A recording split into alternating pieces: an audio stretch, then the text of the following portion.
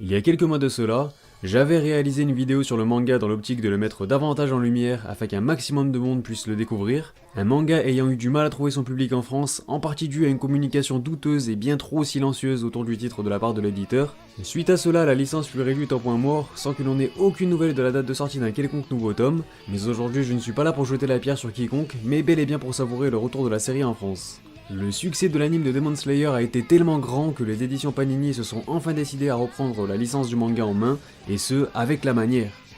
Je remercie tout d'abord Wakanim car c'est en grande partie grâce à eux si cette œuvre a su trouver son public en France.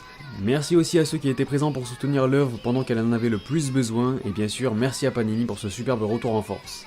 Voilà pourquoi je vais cette fois-ci te donner 10 bonnes raisons de te mettre à Demon Slayer, aka Kimetsu no Yaiba.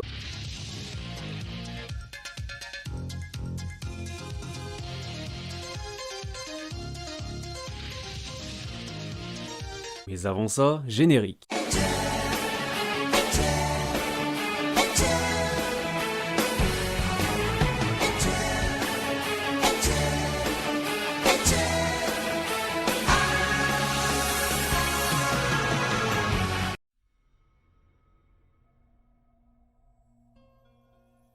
Salut à tous, c'est Otakult, on se retrouve comme prévu pour un nouvel Otabreak dans lequel je vais te donner 10 bonnes raisons de te mettre à Kimetsu no Yaiba, ou du moins Demon Slayer. Je te mets aussi en description ma vidéo que j'avais réalisée sur le manga. Mon avis n'a pas vraiment changé, si ce n'est que je suis encore plus fan du titre qu'avant. Au passage, nous allons en profiter pour mettre en avant sa sublime adaptation animée. Comme d'hab, commençons par les présentations. Demon Slayer, ou de son titre original Kimetsu no Yaiba, est un manga écrit et dessiné par Gotoge Koyoharu, actuellement en cours de parution dans le Shonen Jump. Il compte 16 volumes au Japon, tandis qu'en France, une réédition vient tout juste de sortir chez Panini. Les deux premiers tomes sont donc de nouveau disponibles avec une belle offre de lancement, 2 tomes pour le prix d'un, ça vaut vraiment le coup, jetez-vous dessus. Les volumes 3 et 4 sortiront quant à eux simultanément le 9 octobre, tandis que le tome 5 sera disponible le 27 novembre prochain. Ensuite, on passera sur un rythme d'un tome tous les 2 mois. Suite à son énorme succès au Japon, il a logiquement été adapté en animé par le studio Ufotable en 26 épisodes que vous pouvez retrouver sur Wakanim. Bref, l'histoire prend place au début du XXe siècle. On suit les aventures de Tanjiro, un jeune marchand de charbon menant une petite ville tranquille dans les montagnes. Mais un triste jour, après une courte absence, il retrouve les habitants de son village et sa famille massacrés par un démon. La seule survivante de cette tragédie n'est autre que sa sœur Nezuko. Hélas, au contact de la bête, elle s'est métamorphosée en monstre. Afin de reverser le processus pour soigner sa sœur et au passage venger sa famille, Tanjiro part en quête de vérité. Pour le jeune héros et sa sœur, c'est une longue et redoutable aventure qui commence. Premièrement, on va s'intéresser à l'univers de la série. Bien que le scénario reste relativement classique dans les grandes lignes, les codes du bon Negetsu y sont très bien retranscrits. Mariant habilement plusieurs genres et thèmes variés comme les samouraïs, des démons, avec une petite vibe propre aux classiques des années 90, cela ne peut qu'aboutir sur un excellent manga. A l'époque, j'avais mis en avant le fait que Demon Slayer se soit pointé au bon moment dans le Jump, et encore aujourd'hui, je le pense toujours.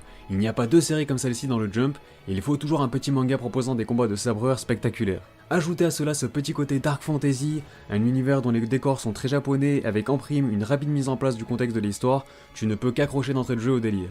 S'il y a bien un point à mettre en avant et qui selon moi participe grandement à créer une identité unique à la série, c'est bel et bien son ambiance. Oui, l'univers de Demon Slayer est tout ce qu'il y a de plus sombre. Des oni rôdent durant la nuit, nul n'est à l'abri du danger quand la nuit tombe, et notre petit héros Tanjiro en fait vite les frais, et ce, dès le premier chapitre. De ce fait, cela instaure une sombre ambiance qui vient également alourdir l'atmosphère, le danger est partout, que ce soit dans la pénombre ou dans la lumière.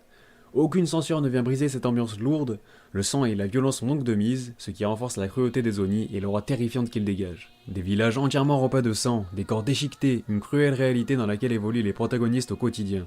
Des personnages plus attachants que jamais, et il est rare que je me sente aussi proche d'une bande de protagonistes. Il n'y en a pas un seul que je retirerai du groupe. Que ce soit le héros Tanjiro au grand cœur que tu as envie de suivre tout au long de son aventure en espérant qu'il parvienne à sauver sa sœur Nezuko justement, victime des fameux démons, mais qui a tout de même gardé sa part d'humanité. Au premier abord, on peut penser qu'elle va devenir un fardeau pour Tanjiro, mais il n'en est rien, au contraire même. En plus d'être attachante et mignonne, elle se montre aussi très utile et justifie parfaitement sa place au sein du groupe. Je pense aussi à mes deux gars sûrs Zenitsu et Inosuke qui apportent la touche d'humour très agréable à la série. Si leurs aventures deviennent vite passionnantes à suivre, c'est avant tout grâce à eux, des personnages hauts en couleur qui apportent un véritable plus à la série. Je ne pourrais même pas te citer ne serait-ce qu'un seul personnage qui ne me plaît pas spécialement, une énième preuve de la superbe palette de personnages que nous offre cette série. Malheureusement, aussi bons que les protagonistes soient, ils ne seraient rien sans une réelle adversité face à eux. Et c'est là que les antagonistes entrent en scène. Sans parler de l'antagoniste principal qui dégage une prestance tout simplement incroyable, les antagonistes se montrent aussi intéressants. La plupart dégagent un charisme fou et une aura monstrueuse qui instaure un sentiment de peur. Dès qu'ils apparaissent, l'ambiance devient de plus en plus ténébreuse et tu sens que les protagonistes vont véritablement en chier, nous offrant ainsi d'incroyables combats tout en pimentant toujours plus l'histoire.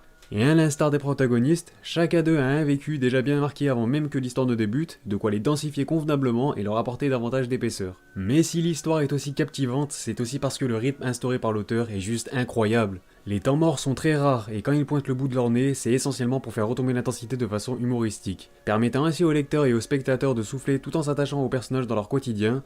Outre ce point, lors des arcs où les enjeux apparaissent, l'intensité ne faiblit à aucun moment, ce qui nous offre des combats rythmés et donc agréables à vivre et à suivre. Ils sont parfois hachés par des petits flashbacks permettant de développer toujours plus certains personnages en profondeur, ce qui n'est d'ailleurs pas pour me déplaire. De plus, pour un Neketsu, les phases d'entraînement sont plutôt courtes, l'auteur assure l'essentiel sans trop s'attarder sur des détails ennuyeux. Conclusion, on a une série qui s'enchaîne à un rythme très bien géré et on a rarement le temps de s'ennuyer. Comme toujours, je me dois de réserver un point sur la forme et donc tout ce qui touche à l'aspect graphique d'une œuvre. Ici c'est quitte ou double, soit on accroche au style de Gotoge Koyoharu, soit cela ne passe pas et il se peut que ça bloque ta lecture. Malgré tout, au risque de passer pour un forceur dénué d'objectivité, je n'ai pas peur de dire que j'apprécie grandement son style de dessin. Non loin d'être flamboyant, son coup de crayon a le mérite d'être atypique, ce qui permet encore une fois de renforcer l'identité de Demon Slayer. Gotoge a un style plutôt carré, assez rugueux, et je trouve qu'il manque parfois de souplesse dans la gestuelle des personnages. Mis à part ça, cela rend son style vraiment unique, ce qui lui permet d'avoir sa propre identité et de se démarquer totalement des autres. Elle a une certaine facilité concernant les chara-design que je trouve assez originaux pour la plupart. Ah mais regarde-moi ça, c'est clairement son gros point fort, ils en imposent un max et dégagent un charisme monstrueux. Mention spéciale aux couvertures du manga qui sont absolument sublimes, elles te donneraient presque envie à elles seules d'acheter les tomes.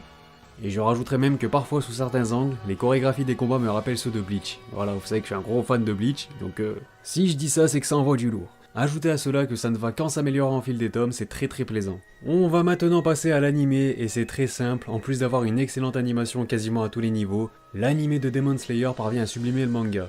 Tu n'es pas fan du style atypique de la série? Pas de soucis, l'art style de l'animé te conviendra certainement mieux, puisqu'il a été un peu plus modernisé entre guillemets. On perd un peu ce côté atypique, mais ce n'est pas grave, puisque tous les bons points du manga sont encore plus renforcés et c'est vraiment incroyable. Et comment ne pas mentionner l'animation générale ainsi que la mise en scène, c'est juste sublime et parfaitement réalisé. On a des plans de folie qui participent à créer une totale immersion à quasiment chaque épisode, c'est une masterclass, je n'ai pas d'autres mots. De l'opening à l'ending, il n'y a rien à jeter. Quand on voit un tel anime, on comprend tout de suite d'où vient le boost soudain des ventes du manga. Certes, le manga est déjà très bon, mais l'anime c'est l'exemple même de ce que j'appelle une adaptation parfaite. En plus de mettre en lumière le manga, il te fait redécouvrir la série sous un nouveau jour, un nouveau format, qui est parfaitement adapté à ce genre d'histoire et d'univers. Ajoutez à cela des OST venant te glacer le sang par moments, d'autres te prenant aux tripes, c'est une véritable masterclass encore une fois. Du côté du manga, émotionnellement parlant c'est déjà assez bien géré, mais dans l'anime, laisse tomber, les ressentis sont littéralement décuplés. La gestion de tout ce qui touche à la bande son permet de retranscrire l'ambiance parfaitement, on sent qu'on évolue dans un univers impitoyable où il ne fait pas bon de s'aventurer dans la pénombre.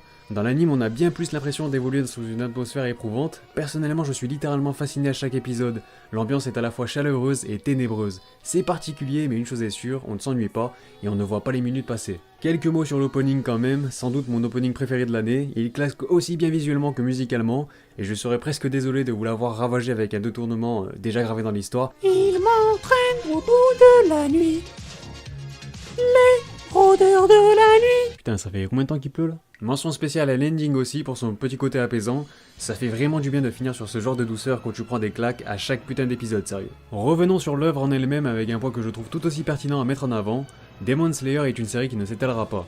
En effet, l'arc final a été annoncé par les éditeurs du Jump il y a quelques mois de cela, cela fait donc plusieurs dizaines de chapitres qu'on se trouve dans la grande saga finale. De ce fait, cela peut nous laisser penser que la série ne s'étirera pas inutilement en longueur, au risque de s'essouffler sur la fin, comme beaucoup de mangas à succès qui l'ont précédé.